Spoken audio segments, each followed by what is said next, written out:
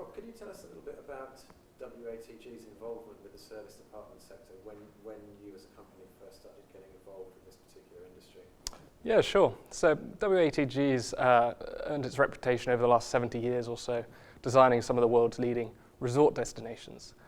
Increasingly over time, we've become more and more involved in an urban context, and particularly through our London office, we're making a real push into the urban market and designing more and more office complexes, mixed-use complexes, many of which have a hospitality component, sometimes hotels, sometimes service departments.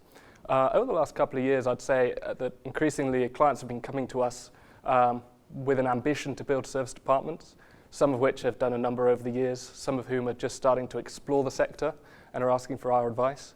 So my team sort of crunches the numbers and does the market research, and then we feed into our architects who work out how best to configure the space.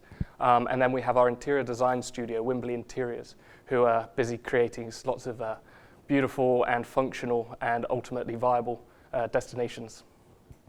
And with these clients in mind who are curious about the sector and want to know more, you've recently done some research and published a white paper about service departments. Can you tell us a bit about that and what its main findings were?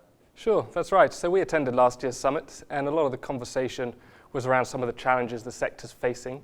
Part of that is sort of a general understanding of some of the key metrics in the sector, the performance metrics, the returns on investment, construction costs, issues regarding brand identity. So we had some conversations with yourselves and with Stephen Hanton and some other friends in the sector to try and come up with a topic that we thought might add value and carry some weight in the industry and provide some useful insight for developers, operators and investors. So we decided to hold a series of interviews with people throughout the sector to get their insight on a lot of these key issues. And then we ran our own sort of indicative case study appraisal of a typical service department development scheme in central London versus a comparable 4-star hotel scheme. We used costs given to us by Implementar. We worked with our architects in-house and numbers provided by Seiko and some of the other operators that we interviewed to run a 10-year cash flow and try and get down to IRR level and profitability per square foot to ultimately show that there's a strong business rationale, business case for developers taking on service department projects.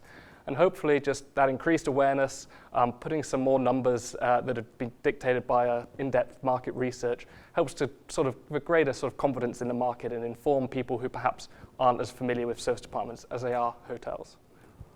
And the results of this number crunching showed that in this particular example, the service department development was actually a very attractive financial option compared with a traditional hotel. Well, that's right. If you look at the operating metrics, the longer average length of stay at service departments and apartment hotels leads to lower void periods, higher occupancy rates.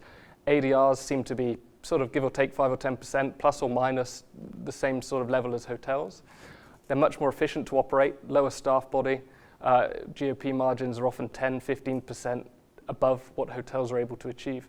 So ultimately, in terms of profitability, there's a strong story there. Bringing it back to construction costs, they tend to be slightly more affordable, slightly lower capex requirements than a comparable hotel scheme. And as such, the returns on investment are pretty strong. Our indicative model showed an IRR sort of 2 or 3 percentage points above like-for-like hotel project.